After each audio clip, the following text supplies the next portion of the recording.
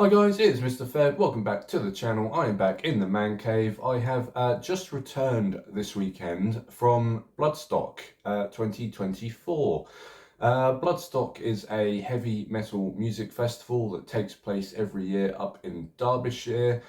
This is the third time I went to Bloodstock, but it's actually the first time that I used the disabled and accessible facilities. So I thought I'd just give my thoughts about that and the thoughts on a few of the bands that I saw as well. My intention was to actually make a vlog while I was actually at Bloodstock, and after a couple of failed attempts to get that vlog off the floor, I decided to kind of park that to one side and not really bother, knowing that there are hundreds upon hundreds of YouTube channels out there that do blogs and clips with all the proper equipment much better than I do. So this is my third time at Bloodstock, as I was saying. I just want to talk about the disabled camping because it's the first time I felt that I've had to use those facilities. I have an illness called muscular dystrophy, which is well, not going into too much detail, but it's a degenerative muscle wasting illness which causes various problems with mobility and other such neuropathic issues. The application for the disabled facilities for Bloodstock was extremely easy and convenient. You have to buy your tickets early. The accessible application goes live in or around late October, and the accessible spots for the camping generally go probably by Christmas. So I made my application last year. The application form is readily downloadable on the Bloodstock website. It's really easy. It's not a very long form at all. And they only ask for two things. They ask for evidence of PIP. They ask for evidence of your blue badge. Or if you don't have either of those two things, then a letter written by your GP or a clinician in secondary NHS care supporting your various issues or reasons why you'd need accessible camping in disabled facilities will do. So I sent that off last October, and about 2 weeks after I sent that application off, I got an email back saying that that application was accepted. So what that gave me was accessible to the disabled camping facilities. Now, what was good about disabled camping facilities was that the space that affords you and your tent, so you're not tripping over guide ropes every 5 minutes, which was, I cannot say enough about how much space you got.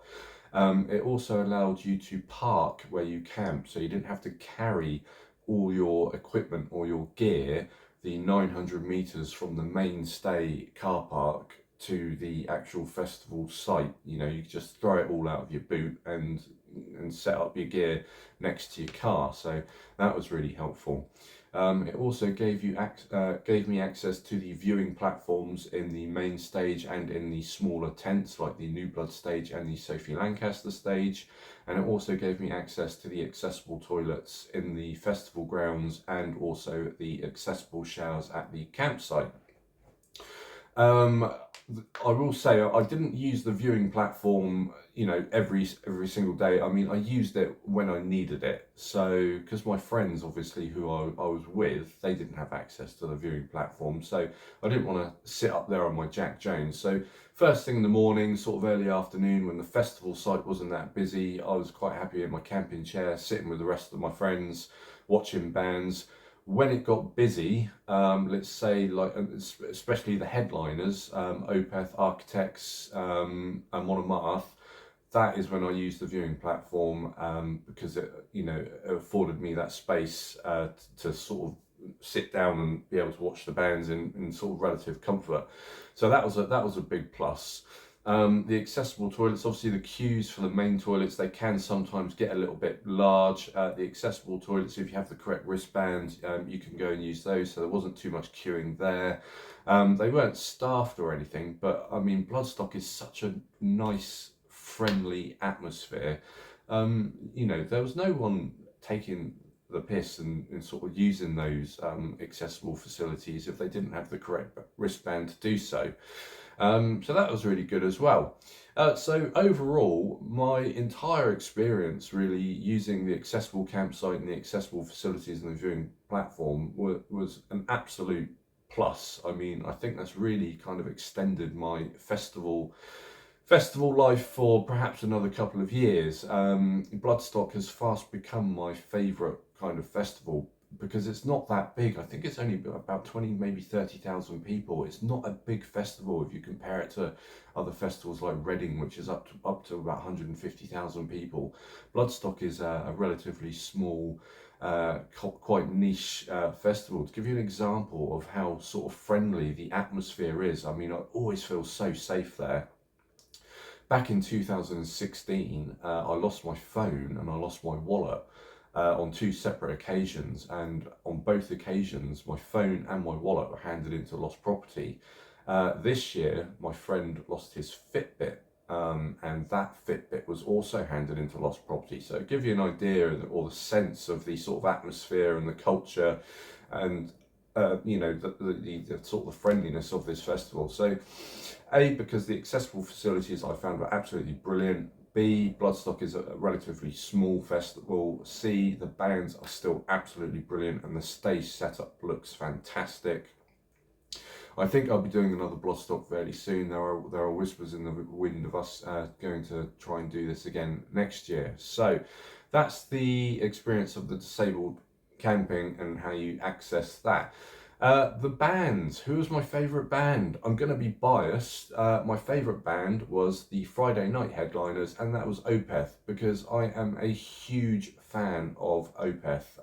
The last time I saw Opeth was back in 2008, so it's been 16 years since I last saw them live, and they just did not disappoint. They sounded absolutely incredible. I don't know who the sound guy or the engineer guy is for Opeth, but that man deserves a raise. Every single note was absolutely crisp, perfect. It was the best sounding band of the entire weekend. Not only that, but they played material. I mean, they're just, for me personally, this is only my opinion, but they're just light years ahead in terms of their musicianship, their back catalogue. I mean, the amount of material they had to select from to play at this gig is phenomenal. And I think it was the set list was actually decided by the fans. I think fans could vote for the songs that they wanted Opeth to play, and the set was absolutely brilliant. So yeah, completely biased. I'm going to pick Opeth. Now there are a lot of bands that caught me by surprise, so I like to scope out bands I've never heard of before and I've never seen before. So what were my biggest surprise bands? And I'll try and mention one each by tent. So there was a band called Southern Soup, which they played very early. I think it was on the Sunday, or was it the Saturday? No, I think it was the Sunday morning, in the New Blood tent. Now, we only came across this band because one of my friends found a sticker of the band's name inside one of the portaloos, and he simply came to me and said, there's a sticker of a band inside that portaloo called Southern Soup. The portaloos never lie. I think we should go and check them out. So we did. Never heard of them before, don't know anything about them. We went and saw them in the New Blood stage, and they were absolutely fantastic. They were one of my favourite bands of the weekend, to be honest, all because of a sticker inside of a portaloo. They are a hard rock stroke country folk kind of band. The lead singer, he was a vocalist, and he also played the harmonica, and he ripped some incredible solos on that harmonica, and he had that whole tent jumping around, absolutely having the time of their lives. And I think this was at like maybe 11, half 11 in the morning. People were probably hungover sitting in that tent, but even they were sort of standing up and on their feet. So Southern Soup, they're a band I'm going to check out on Spotify. Another band or an artist which I saw in the Sophie Lancaster stage, which I never heard of before, was an artist called Mimi Banks. Now, Mimi Banks, she reminded me a little bit of a female equivalent of Zach De La Roche from Rage Against the Machine fame. Rage Against the Machine fame. She was a sort of metal stroke rap fusion, and her set was slightly different to anything that I've heard at Bloodstock this weekend. Really, really memorable set. I thought it's absolutely brilliant. She's another artist that I'm going to check out on Spotify now that I'm back home. And on the main stage, I guess the surprise band for me was a band called Raised by Owls. They played at 10:30 on Sunday morning. They remind me a little bit like Evil Scarecrow. They've got a gimmick, you know, they're kind of like a comedy type gimmick, but again, they were absolutely brilliant at 10:30 on a Sunday morning. You know, the kind of the quiet slot where you expect not a lot of people to be around. As soon as they started playing, maybe they're playing for like 10 or 15 minutes, people were catching wind of it around the festival site, and that main stage, people were drawn to it, and that really filled up, and they had the crowd eating out of the palm of their hand. Not only that, but they did a fantastic cover for their finale of Limp Bizkit's Break Stuff. Now, I love a little bit of Fred Durst and the Biscuit, so I was very grateful for that cover. It was great. I've got to also give a shout out to the Architects. Now, Architects are a band that I've never really heard of them. I've heard of the name, but I don't really know anything about them. They headlined on Saturday, and they, as a live experience, the live experience was phenomenal. They absolutely hit it out of the park. They sound, again, to me, a little bit like Linkin Park. Now, possibly not the sort of music that I would sit at home and listen to in the comfort of my own home, but you cannot take anything away from Architects in terms of a live experience. They were absolutely phenomenal. So those are the bands. I mean, I didn't see a band all weekend, which I thought, oh, they were bad. I mean, there are a couple of bands that I missed, which I'm really gutted that I missed. The first band was Hatebreed. Now I'm going to tell a bit of a shameful story here. The reason why I missed Hatebreed, I think they were playing at like 4:30, 5 o'clock in the afternoon on a Friday. Now the Thursday night, me and my friends went a bit too heavy on the beers, and I woke up on the Friday morning with a bit of a hangover. Now, I woke up Friday morning, I saw the first 3 or 4 bands, but when it got to the time of sort of 4:30, 5 o'clock, it was really like, well, if I'm going to make it through the rest of the day, I need to go back to the tent and have a little bit of a power nap. So I did. I mean, I chose Hatebreed because Hatebreed are a band that I've seen before, so I know how good they are. And I did was because the disabled facilities are so close to the main stage, I was sort of able to sort of keep one ear on them and listen to them from the sort of sanctuary of my own tent. But once I had that hour and a half of power nappage, I woke up again, I felt fine, I was able to get back into the arena and power on through. So Hatebreed, I'm gutted I missed them. Another band I'm gutted I missed is Maleficent. I missed them because I sort of made the decision to go see another band in another tent. Now you're going to get those clashes, aren't you?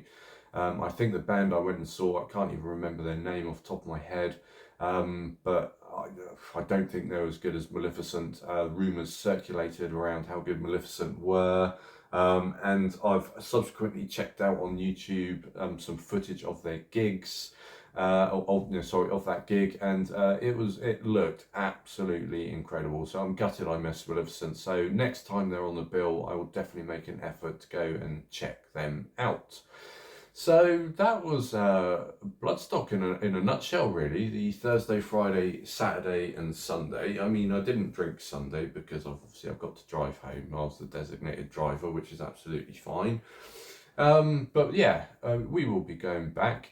In terms of the vlog that I didn't make, I think at the end of this video I've got a couple of bloopers or a couple of clips which I'll probably show. Highlighting sort of how I tried to get the vlog off the ground, and then after the sort of maybe 2 or 3 failed attempts, I just let that lie. So anyway, guys, did you go to Bloodstock 2024? Have you been to Bloodstock before? What are your thoughts about it? What sort of bands did you see? Give me your thoughts in the comments, and I'll see you in the next video. Hi guys, it is Mr. Fed. Welcome back to the channel. Just dropping a quick short really. I'm at Bloodstock at the moment. I wanted to do a quick vlog about it, but my priorities at the moment is kind of listening to metal and drinking beer, so I don't know how good that vlog's going to turn out. But I just wanted to drop a short I'm in disabled camping this year. I wanted to let you guys know how that's going for me because, you know, well, various things really. So anyway,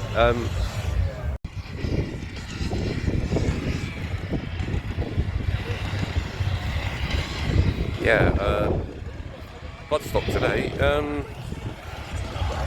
I'm going to try and make a vlog, although, to be honest, I mean, vlogging is the least of my priorities when I'm here. I'm just going to listen to some metal and drink some beer.